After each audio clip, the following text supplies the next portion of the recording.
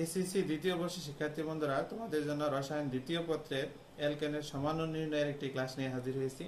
আশা করি আজকের ক্লাস শেষে খুব সহজেই তোমরা অ্যালকেনের সমান ও নির্ণয় করতে পারবে। দেখো, শুরুতেই আমি এখানে দুটি অ্যালকেন লিখে রেখেছি, একটি হলো প্রোপেন, অন্যটি হলো পেন্টেন। প্রোপেনে কতটি সমান আছে তোমরা বলতে পারবা? পেন্টেনে কতটি সমান আছে জানা আছে? আচ্ছা, তোমরা কিভাবে সমান মনে রাখো? মুখস্থ করে না কোনো কৌশল করে? আচ্ছা, যারা মুখস্থ করো তাদের তার কোনো কৌশল দরকার নেই, কিন্তু যারা মুখস্থ করতে চাও না তাদের জন্য আজকে আমি একটি কৌশল নিয়ে হাজির হয়েছি। অ্যালকেনের সমান নির্ণয়ের জন্য আমরা এই সূত্র ব্যবহার করব, 2n-4 + 1।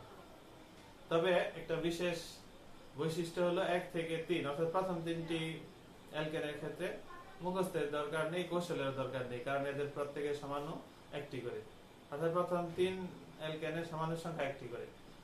4 থেকে 7 পর্যন্ত এদের জন্য এই সূত্রটি প্রযোজ্য। তাহলে সূত্রটি কি? 2n-4 + 1। n হলো কার্বন সংখ্যা, তাহলে দেখো তো রিটেনে কার্বন সংখ্যা হলো 4, তাহলে 2n-4 - 4 সমান 2n-0 + 1, অর্থাৎ সমান সংখ্যা হবে দুইটি।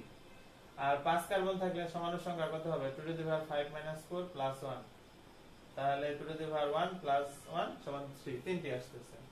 6 কার্বন হলে 2n-6 - 4 + 1 সমান কি 2² + 1 সমান 5, পাঁচটি সমান আসবে। 7 কার্বন হলে 2n-7 - 4 + 1 অর্থাৎ 2³ + 1, তাহলে কয়টি সমান আসতেছে? 9টি। যদি কার্বন সংখ্যা 8 হয় তাহলে এই সূত্রগুলো হবে না। এই ক্ষেত্রে কার্বন সংখ্যা 8 হলে 2n-4 + 2, সেই ক্ষেত্রে সমান হবে 16টি।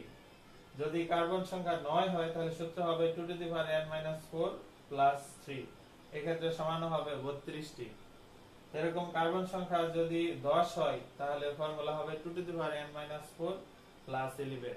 এই সূত্র ব্যবহার করে আমরা খুব সহজেই অ্যালকেন সমূহের সমান বের করতে পারবো। ধন্যবাদ।